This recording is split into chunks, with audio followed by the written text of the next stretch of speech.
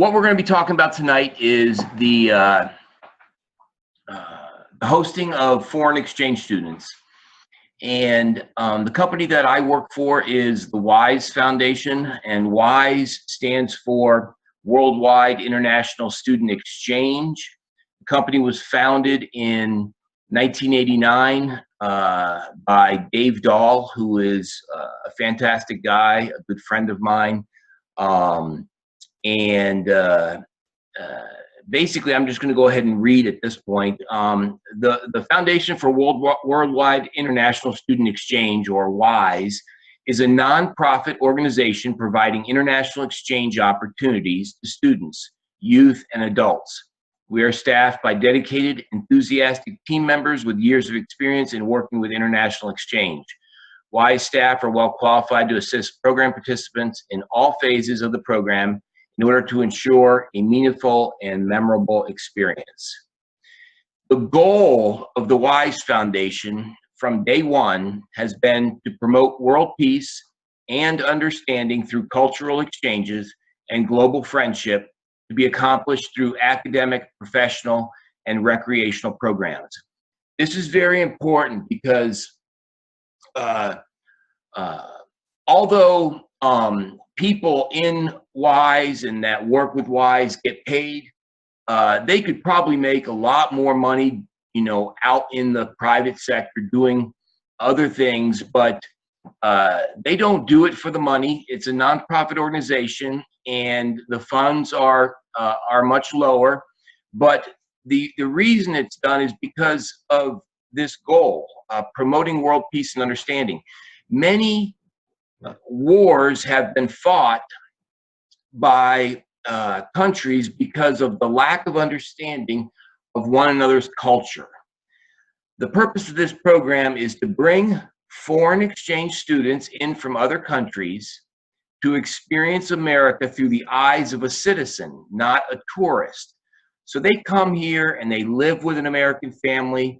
They integrate themselves into an American family as a son or daughter of the host family. They have siblings sometimes that become their brothers and sisters. They go to the public school system and they experience American education.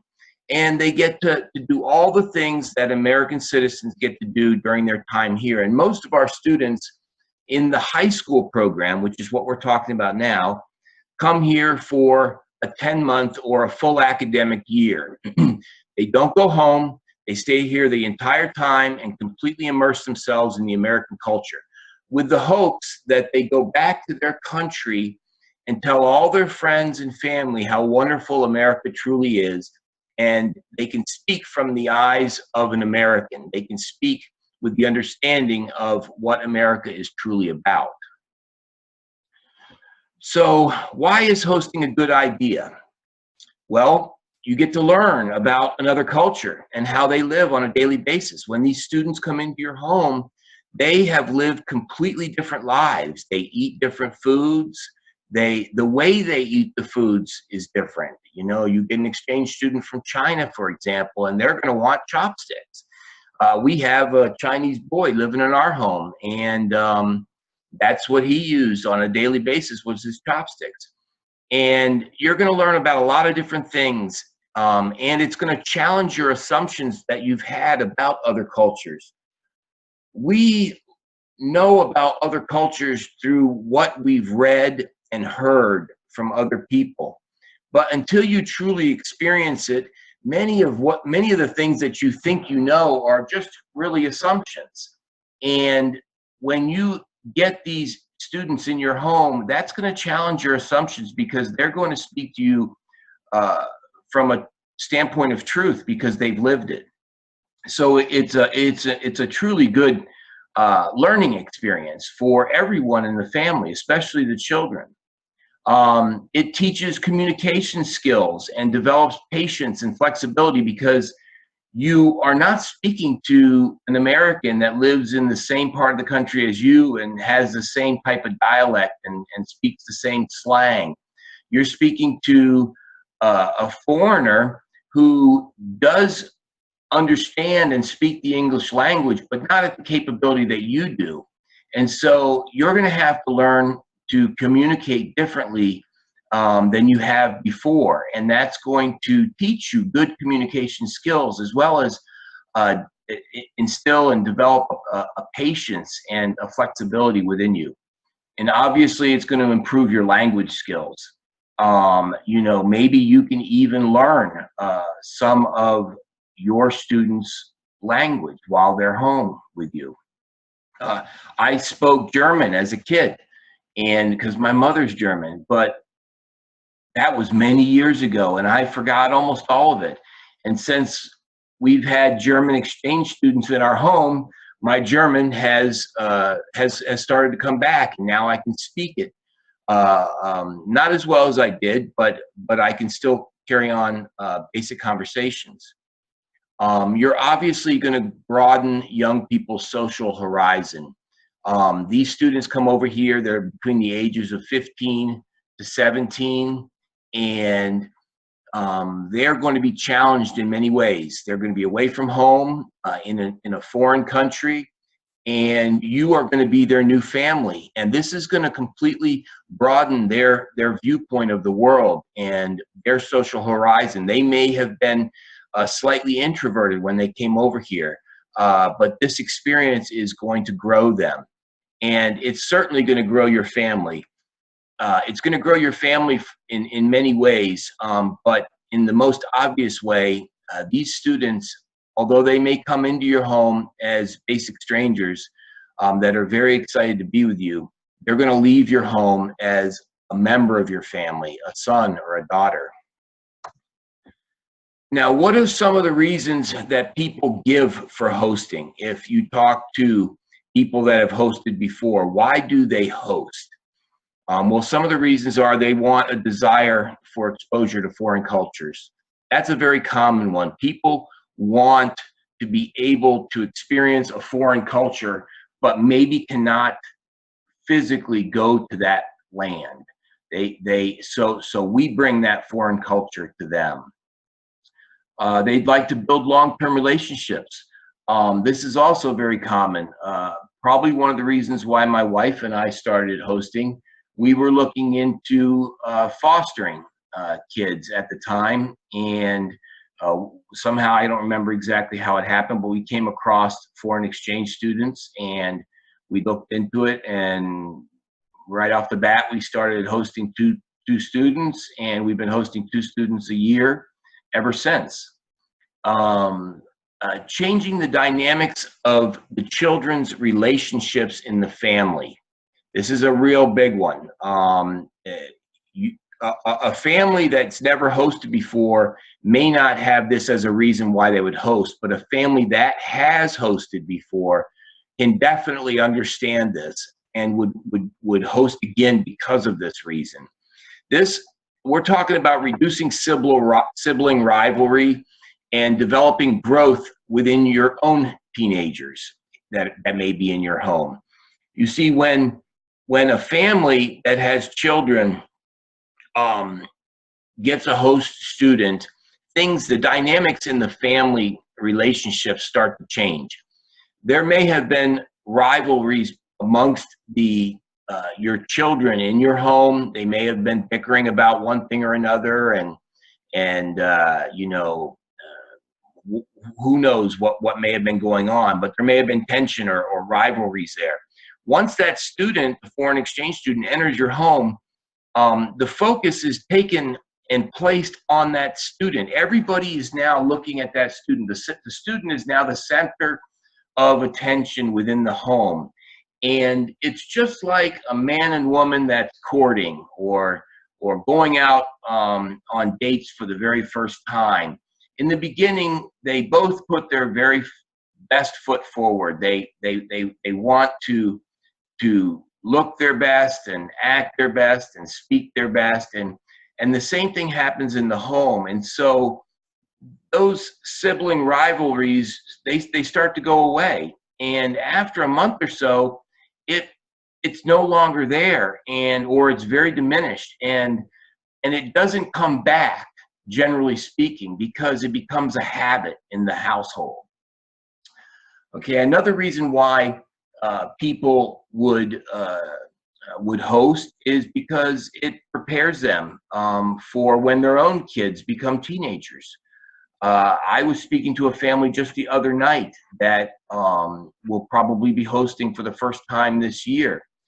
And they have a couple of younger children. And this was one of the things that they told me that they were talking about as husband and wife, that they were thinking that this would be a good experience for them so that they could help prepare themselves for when their own kids become teenagers. And this is from a host parent. This is an actual, something that a host parent actually said. And that is, we found that hosting an exchange student was a great way to reduce sibling rivalries, and hosting and working with teens from around the world has taught us not only how to deal with teens, a practical skill that has come in handy with our own children, but also patience and a better understanding of the similarities and differences among people. Welcoming an international student into your home can spark an interest in your own children as well as in other teens at your local high school in learning about other cultures. The exchange experience can lead to lasting friendships with people from around the world. You see, we cannot grow as human beings, as people, unless we experience something different. If complacency and things always remain the same, then you will never understand the differences and the similarities amongst different people. So this is an awesome thing to experience when you get an exchange student. Okay, these are some pictures I just wanted to show you, a little more personal here. This is my family, my wife. On the left is in a picture. She's baking with our exchange student Marin from Norway, who we hosted a few years ago. Marin was a fabulous baker. I put on at least 20 pounds while she was with us. She was always baking, and everything was delicious. And she's actually in culinary school in France right now, studying and learning to be a chef and a baker from renowned chefs and bakers. The picture to the right of that is our Brazilian student. Actually, the next two pictures are the same girl, Raquel, who is from Brazil, and that was her first time in snow up in Virginia, and she froze to death, but we couldn't get her out of the snow. She was so excited. And then this is her at Christmas with us, which is another wonderful thing. You get to spend all the holidays with the kids. Many of them have not experienced a lot of our holidays. They haven't experienced Thanksgiving and Halloween. And even if they have experienced Christmas, it's nothing like an American Christmas. This is a young man, Eduardo, and his little host sister. When we were up in the Smoky Mountains, he was an awesome young man with younger children. And this is our daughter, not by blood, obviously, but by the exchange program, Nina from Germany. And she was having fun with her host mom, my wife. They were doing, makeup, masks, or whatever they call those things, and goofing around. So many good times. And this is also Nina here on the left with her best friend Casey at Dollywood in Tennessee. This is the next picture is a number of exchange students that we got together, our own exchange students, and all the ones that we had in other families, 20 to 30 plus people in this home that we rented for the weekend up in the Gatlin Smoky Mountains and Gatlinburg. in Tennessee. It was an awesome time. We went zip lining and horseback riding and go-karting, and this was just some relaxing time playing board games. And then this is Raquel here with me when we hosted her. She's actually now in Boston going to college. So probably the most patriotic person I've ever met. Absolutely loves America and did not want to go back to Brazil. We ended up getting her back into the United States only 3 months after she ended up having to go back to Brazil. Okay, so what do you need to provide to a student? If you are a host families, these are going to be some of the questions that you're going to be asking yourself. What do you need to provide to a student? Host families provide room, board, and a family environment. Room means a bed. The State Department does not allow a futon or an air mattress. It has to be an actual bed.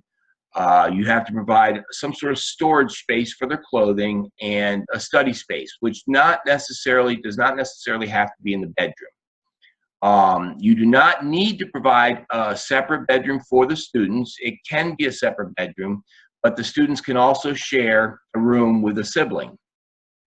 Board means food in the home, 3 meals a day and reasonable snacks. And the family environment means that the student should be treated like a member of your family, not a guest. That is the wonderful experience that a family can have with a student. And so they are just one of your children, just like the rest of them.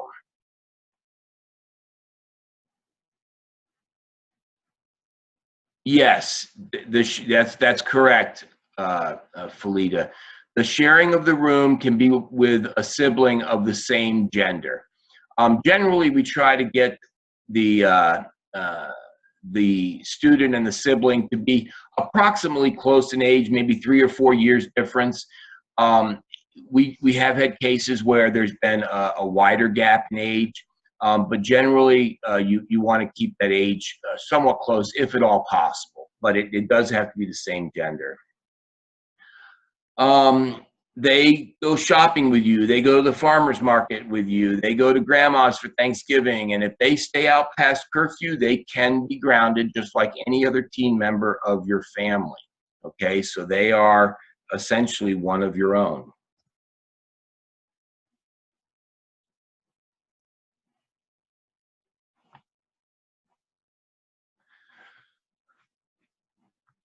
Okay, we don't have teenagers. How can we become a good host family? American families come in all shapes and sizes, and so host families also come in all shapes and sizes. You have parents with teenagers, parents with younger children, young couples with no kids, single parents with children, and even single parents with no children living in the home, empty nesters, and same-sex couples. Certainly, the exchange organizations need to confirm that a family is suitable regardless of who the family members are. And that means that all host family applicants in the U.S. go through a screening process. That screening process includes an application, criminal background checks on all the adults in the home, references, an in-home interview with all the family members, and a host family orientation to educate the family on the basic expectations of hosting. Are host families paid? No, they are not. The U.S. Department of State J-1 visa program, which is what we are talking about, the J-1 visa program for high school students, does not allow payments to host families. Host families can take a tax deduction on their U.S. federal tax return of $50 a month for each month that the student lives in the home, as long as the family itemizes their taxes. And there's more information on that tax deduction found in this IRS publication, and the link is right here. And if anybody would like that link after this webinar, just send me a text. I'm going to share with you my contact information, so you can email me, message me, or you can ask for it on on this webinar as well. So how expensive is it to host an exchange student? Now, these are many questions that we receive when we're talking to families that want to host. They want to know, because this is a reality in their life. The primary cost to a host family is the cost connected with the food. All right, the teenager is going to eat the meals that the family provides, and whatever expense utilities that they may use while in the home, and also gasoline that's associated with reasonable transportation. Reasonable transportation means, just that. You are not expected to travel around the country with these students. They are to integrate themselves into your home, into your family's lifestyle, and that means that they'll join the football team at school, and if any of your other children join the football team at school, you would probably drive them to practice, or maybe pick them up for practice, and certainly probably go to the games, and that sort of thing. The host families are not responsible for the costs of buying lunch at school or any other fees at school. Sports fees, yearbook fees, school supplies. The students also pay for their entertainment when they go out with friends to dinner or the movies. If they have a cell phone or any other personal expenses, hygiene items, toiletries, any snacks that they want that you may not provide in the home. Maybe you don't, eat potato chips and you just have fruit, and that's fine. You don't have to change the way you live. If they want potato chips, then, they can certainly buy potato chips. So these are the responsibilities of the exchange students. And these exchange students also have medical insurance to cover anything that happens to them medically. They pay whatever the insurance doesn't cost, pay for. If there's any co-pays, the student will pick that up. If there's any medicines, the student will pick that up. So the State Department has created this program so that it is a volunteer program for host families, but they're trying to alleviate the burden on the family financially. So they provide the tax incentive for the family to host a student, and they also have the student pick up most of their own personal expenses with the exception of food at home.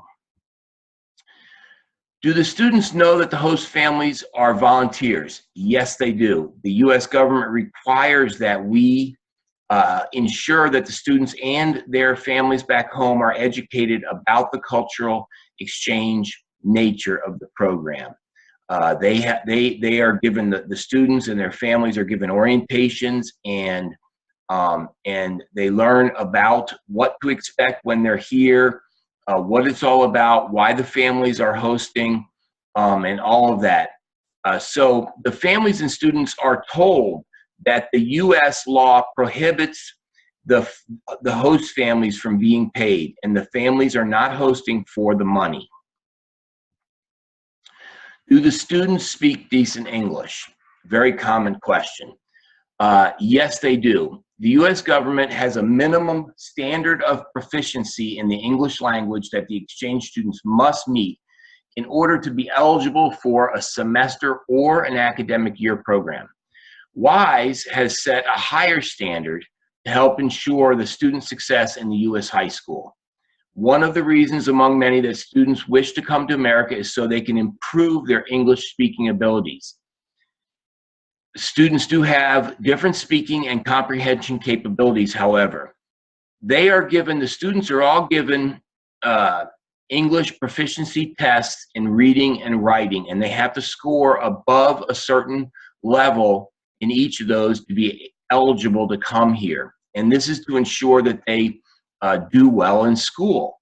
And they're also taught to speak English, but they don't speak English on a daily basis like we do. So their English speaking is going to be fine. You're going to have conversational English with them perfectly fine, but they may not know certain words, and so their speaking is going to grow while they're here. They're going to learn a lot more just by being here and in your home.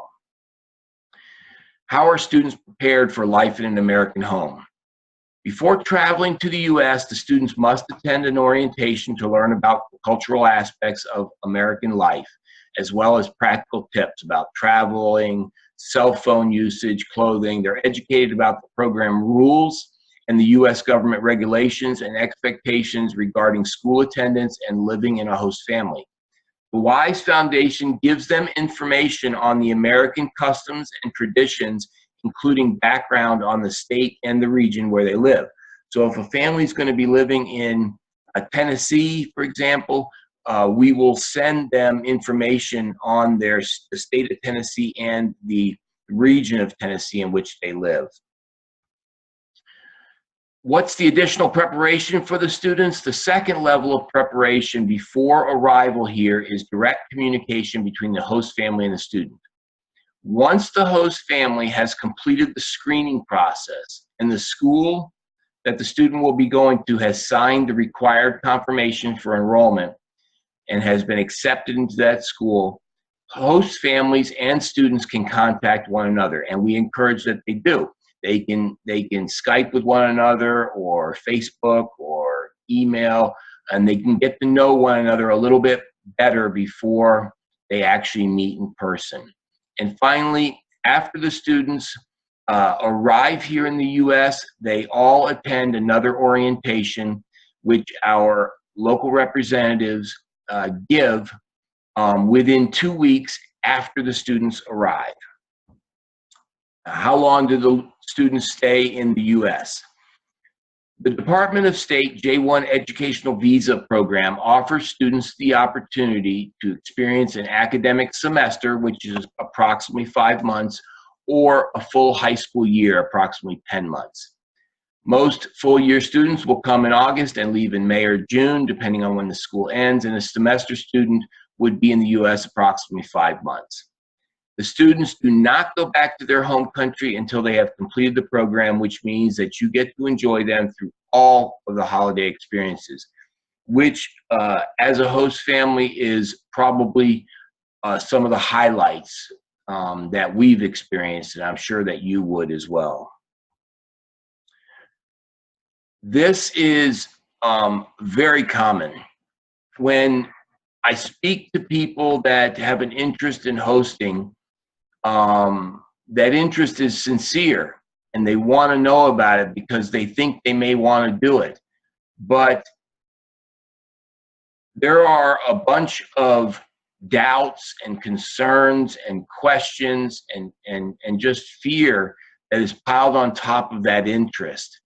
And that is why we do these webinars, because it educates the host families about what to expect. And it's common to have those concerns because you've never done it before.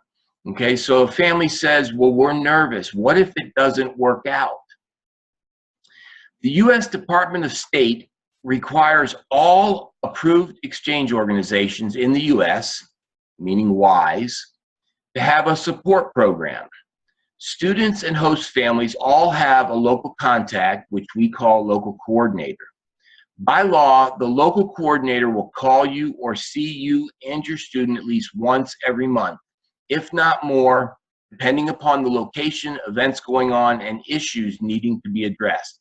If problems arise between the host family and the student, the local coordinator will provide support.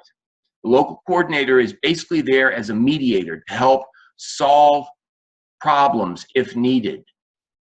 Sometimes it's just an issue of cultural differences because the family and the student may not understand one another. They've never experienced the differences in cultures. We've seen students that have never used a dishwasher or a washing machine. And so there are things that we may need to help mediate. Support can include advice on ordinary teen issues, cultural information regarding the student's home country and culture, suggestions for homesickness or difficulties in adjustment, and even disciplinary measures for poor academics or behavioral issues. Support also covers logistical, travel, medical, and daily life issues, like a parent says, can I sign a school permission slip? Or can my student go skiing or snowboarding or join an archery club? We're going to be going to Canada. Can the student come with us? Am I allowed to ground my student for the weekend if he refuses to come home before curfew? These are all common questions that happen in daily life between a family and a student, and that's why we're here, to help you answer those questions. And the answer to that grounding question is yes, you can ground the student just like you might ground your own child. Lots of questions and challenges can come up during an exchange. Most questions can be answered and challenges can be resolved with help. That's why we're here. But some cannot. If differences cannot be resolved, or if something unforeseen happens, like you have to move because of a job relocating you, that should happen in your life that makes it impossible to continue to host your student, WISE will find a new home for your student. If these things occur and differences cannot be resolved, or something unforeseen should happen in your life, you do not have to hold on to that student just because you said you would. We want happy households, and we want safe and comfortable homes. And if things happen that cannot be resolved, we'll find a new home for your student. Okay, and that's not a normal thing, but it does happen. For host families, it's important to be informed about expectations, rules, and guidelines.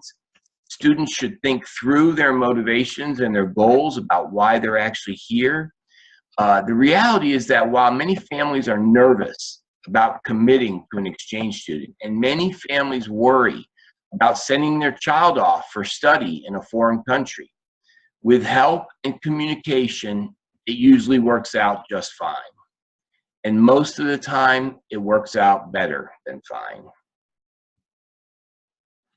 Okay, time for some more pictures. These are pictures from a family that hosted a Spanish boy up in the little west of Atlanta in Georgia.